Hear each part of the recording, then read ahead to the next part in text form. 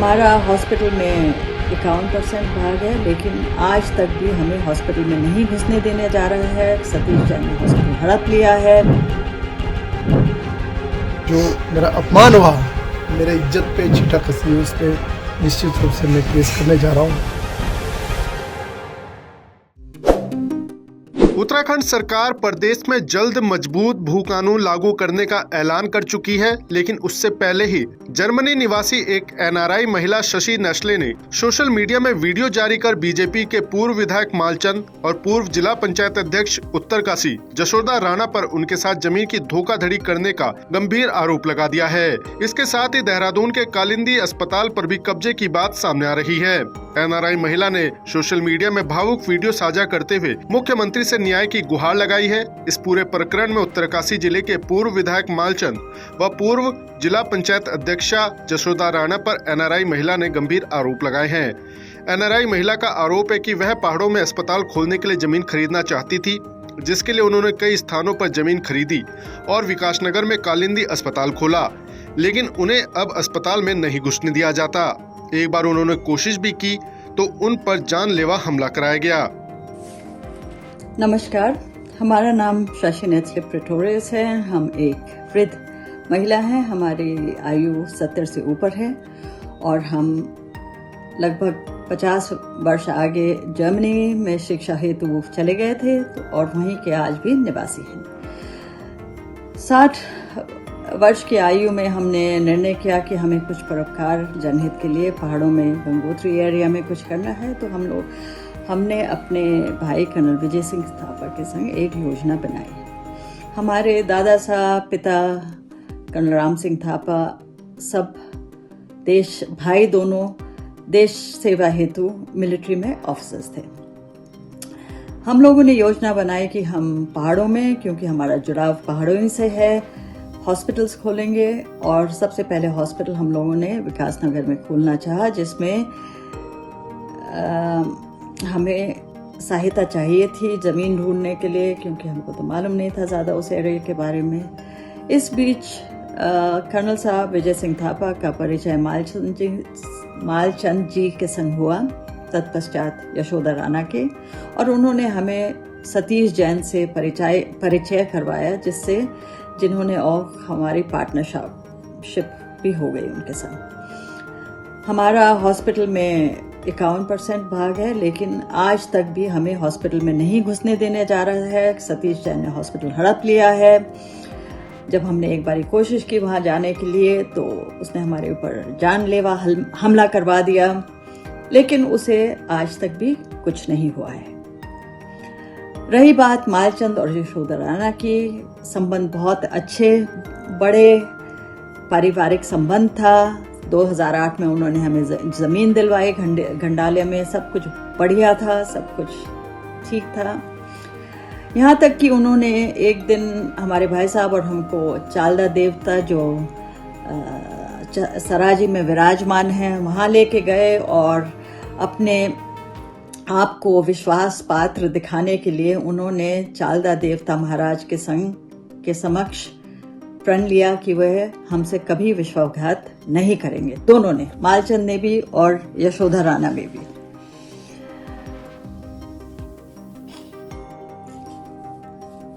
आज हमें अत्यंत पीड़ा इसी बात की है, हम बहुत पीड़ित हैं इस बात के लिए कि दोनों ने हमारे संग बहुत विश्वासघात कर दिया है।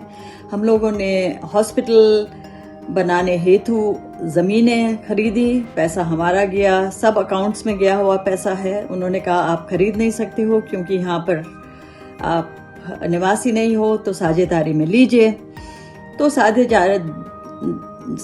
साझेदारी में जमीन ली गई और वजरी में एक जमीन ली गई जो 135 नाली हमें दिखाई गई। पैसे भी हम लोगों ने दिए हैं, सब अकाउंट में गए हुए हैं, मालचंद के और यशोदा राणा के। हमारे भाई साहब ने भी भेजे हुए थे पैसे उसके लिए। और अब हमें मालूम चला कि हमारे नाम में सिर्फ 15 नाली जमीन है, वो भी इस बीच किसी को बेच दी गई है बिना हमारे सहमति के। मुआवजा मिला है जमीन का, वो भी चला गया है। तो हमें बहुत ही दुख है इस बात का कि इस प्रकार से हमारे संग विश्वासघात किया गया है। और अगर वो हमसे मांग लेते, कहते दे दो हमको, तो हम दे देते उनको, इतने अच्छे संबंध थे हमारे। लेकिन ये नहीं हुआ, कूट रचित पता नहीं क्या क्या मैनिपुलेशन से सब ये काम किया गया। अब हमारे संक्षिप्त में ये सिर्फ हम कह सकते हैं कि मालचंद और जशोदा राणा का करतूत सबके समक्ष आ चुका है। हमें निराशा और दुख है, और हम इतना दुख है कि हम इसका बयान भी नहीं कर सकते। लेकिन उत्तराखंड देवभूमि का न्याय हमें समझने में थोड़ा समय लगेगा। सतीश जैन ने हमारे ऊपर जानलेवा हमला करवाया, न्याय कहाँ रह गया पता नहीं हमें। हमारे हॉस्पिटल में इतना परोपकारी उच्च कोटि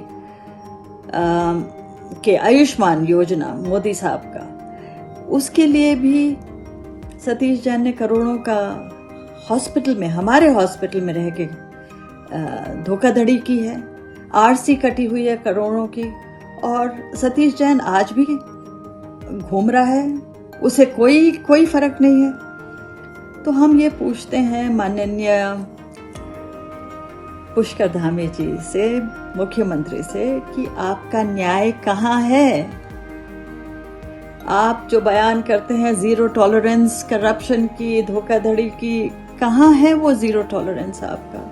और ये आपकी देवभूमि हो रहा है, ये कैसे हो सकता है? तो हमने अब अपील तो किया है यशोदा राणा और मालचंद के अगेंस्ट, लेकिन ये तो अब भगवान ही तय करेंगे कि कुछ होगा या नहीं। देवभूमि का न्याय कब प्रत्यक्ष होगा, हम इसके आशा में बैठे हुए हैं। आप लोग हमारी मदद कर रहे हैं, आप लोगों को बहुत बहुत धन्यवाद। वहीं पूरे मामले की लिखित शिकायत एनआरआई महिला ने गढ़वाल आयुक्त से भी की है, जहां से जांच के आदेश एसडीएम कार्यालय बड़कोट को भेजे गए हैं। ऐसे में यह मामला काफी सुर्खियों में आ चुका है। एक तरफ सरकार जमीनों से जुड़ी धोखाधड़ी पर रोक लगाने की बात कर रही है, दूसरी तरफ ठीक निकाय और पंचायत चुनावों से पहले उनके ही नेताओं पर एनआरआई महिला ने गंभीर आरोप लगा डाले हैं। वहीं इन तमाम आरोपों को लेकर बीजेपी के पूर्व विधायक मालचंद ने जवाब देते हुए कहा है कि वो वीडियो जारी करने वाली महिला के खिलाफ मानहानि का केस दर्ज करा रहे हैं। उन्होंने उक्त महिला को बहन मानते हुए उनकी हमेशा मदद की है, लेकिन आज उनके ही खिलाफ शिकायत दर्ज कराई गई, जिसका जवाब वो अधिकारियों को देने का काम करेंगे। दूसरी तरफ पूर्व जिला पंचायत अध्यक्षा जसोदा राणा का कहना है कि आगामी चुनावों से पहले उनकी छवि को खराब करने के लिए यह शिकायत की गई है, लेकिन वो जांच में पूरा सहयोग कर सब कुछ साफ करने का काम करेंगी। देखिए, बहुत दुर्भाग्यपूर्ण स्थिति हो गई है कि छोटे छोटे अपने जो मीडिया के मित्र हैं इस प्रकार की खबर छाप रहे हैं कि 125 नाले का खुर्द-बुर्द कर दिया, फ्रॉड एमएलए। ये बहुत बड़ा दुर्भाग्य है, क्योंकि जो शिकायत करता है वो मेरी बहन है। उसने अपने शिकायत में माननीय आयुक्त को लिखा है कि 18 नाले या 15 नाले की मेरे नाम की जो ज़मीन थी, और निश्चित रूप से इतनी ज़मीन है, 1/4 हिस्सा उसका बनता है, उसकी ज़मीन यथावत है। वो कोई लड्डू नहीं है कि मैं खा लूँ। और सबसे बड़ा दुर्भाग्य यह है कि जो इस प्रकार का एलिगेशन मेरे पे लग रहा है, मैं एक अनुसूचित जाति का व्यक्ति हूँ, मेरे को कोई अधिकार किसी सामान्य जाति की व्यक्ति का जमीन बेचने का नहीं। अगर मैं अपनी जमीन भी किसी सामान्य जाति को बेचता हूँ तो निश्चित रूप से एक 60 नाली से 62 नाली से ऊपर जमीन होनी चाहिए, तब उसकी परमिशन कलेक्टर देता है। उस प्रक्रिया में जाना पड़ता है, और प्रक्रिया बहुत कठिन प्रक्रिया है। वो जीरो से शुरू होती है, पटवारी से शुरू होती है, तहसील से गुजरती है, और एडीएम तमाम डीएम कलेक्टर उसकी अनुमति देते हैं। तो कितना बड़ा दुर्भाग्य है जो इस प्रकार का एलिगेशन इस 32 साल की उम्र में लगाया जा रहा है। आज तक कोई कह नहीं सकता कि मैंने किसी को तो बोला होगा। जमीन बेचने की तो बात दूर है। मुझे पूर्ण विश्वास है, ये लग रहा है कि अभी निकाय चुनाव है, वो बड़कोट हो या तुल्ला हो, इसको देखते हुए मेरे जो मित्र हैं पहले से चले आ रहे हैं और अब भी हैं, इस प्रकार का एक षड्यंत्र कर रहे हैं। ये ठीक है, उसने शिकायत की, मैं उसका सम्मान करता हूँ, कानून का सम्मान करता हूँ, और जो एसडीएम साहब उसकी जांच कर रहे हैं उनका भी सम्मान करते हैं। वो निष्पक्ष रूप से अपनी जांच करें, मेरा जो सहयोग होगा दिन रात उनके साथ रहेगा।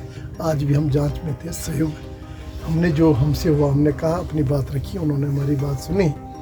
18 नाली केवल है जिसमें उनका हिस्सा 5-6 नाली बैठती है, जिसमें कुछ राष्ट्रीय राजमार्ग गया और जमीन यथावत है।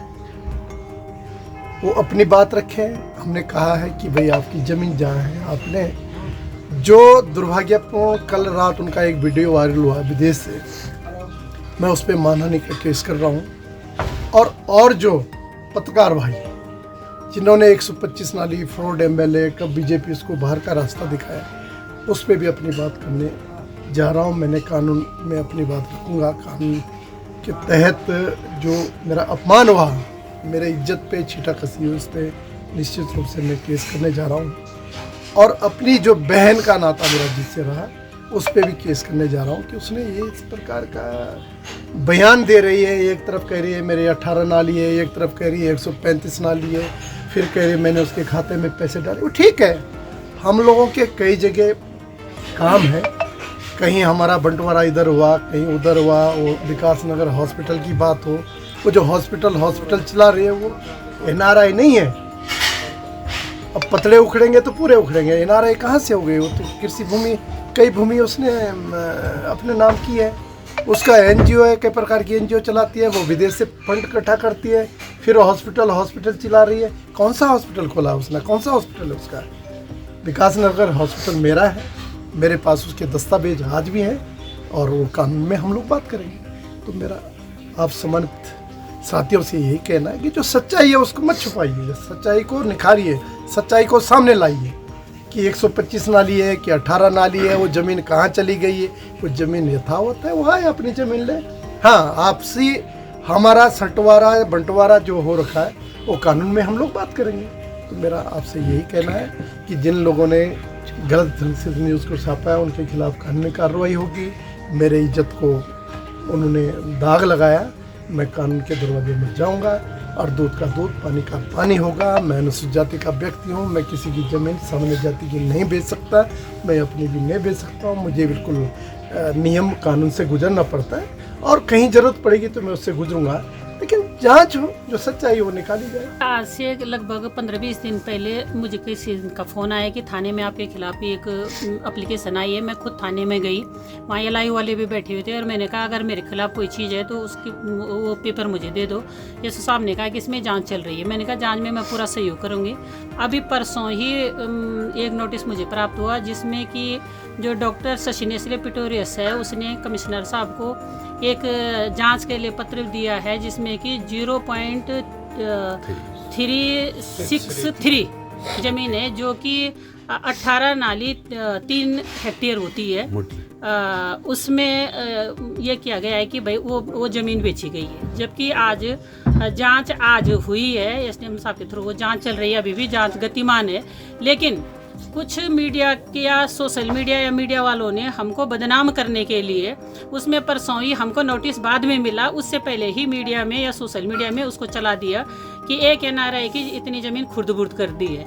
मैं आपसे एक अनुरोध करना चाहती हूँ कि कोई भी किसी दूसरे की ज़मीन नहीं बेच सकता है। जहाँ तक रही एनआरआई की बात, वो कृषि योग्य ज़मीन है, उसमें गंडाला है, उसमें झाला है, उसमें ओजरी है, और उसमें उत्तरकाशी गंगा आश्रय भी है, और किमी में भी है। तो क्या एक एनआरआई बिना अनुमति के कृषि योग्य भूमि खरीद सकती है? दूसरी बात इसमें यह है कि खुद उन्होंने कल शाम एक वीडियो वायरल किया, जिसमें कि एसडीएम साहब को भी मैंने वो वीडियो और वहाँ जो जांच अधिकारी थे उनको भी दिखाया कि 135 नाली ज़मीन खुर्द-बुर्द की गई है, जिसका कि वो कह रहे कि ऑनलाइन हमने पैसे डाले हैं या खाते में। निश्चित तौर पर हमने 2008 में 9 में ये रजिस्ट्रियाँ की थी, और अन्य जगह भी बहुत सारे जगह हमने ज़मीनें ली काम करने के लिए, लेकिन वहाँ यहाँ से भी वो अपना पल्ला झाड़ के निकल गई ज़मीनें। वहीं पर है, कोई किसी की ज़मीन नहीं बेच सकता है। लेकिन कुछ राजनीतिक प्रतिद्वंदियों ने राजनीतिक प्रतिद्वंदिता के कारण, क्योंकि चुनाव सिर पे है, सबको लग रहा है कि जसदराना यहाँ नगर पालिका में अच्छे मतों से यहाँ से जीत जाएगी, जैसे कि एक चर्चा भी है। मेरा 5 साल का कार्यकाल नगर पंचायत में और 5 साल का जिला पंचायत में रहा है। मेरे ऊपर किसी भी प्रकार का 1 रुपए का कभी भ्रष्टाचार का आरोप नहीं लगा है, और जो जांच एजेंसी है उसका हम सम्मान करते हुए हम उसका पूरा सहयोग करेंगे। और आज भी वो बात हमने रखी है कि जो जमीन है वो उनको जहाँ पर है वो अपनी जमीन ले, उसके लिए वो स्वतंत्र हैं। उत्तराखंड में जमीनों की धोखाधड़ी होना कोई नई बात नहीं है, लेकिन अब की बार आरोप सत्ताधारी दल के पूर्व विधायक और पूर्व जिला पंचायत अध्यक्ष पर लगे हैं। ऐसे में इंतजार इस बात का है कि जमीन की धोखाधड़ी के आरोपों में कितनी सच्चाई है, या फिर केवल आगामी चुनावों को देखते हुए यह शिकायत की गई है।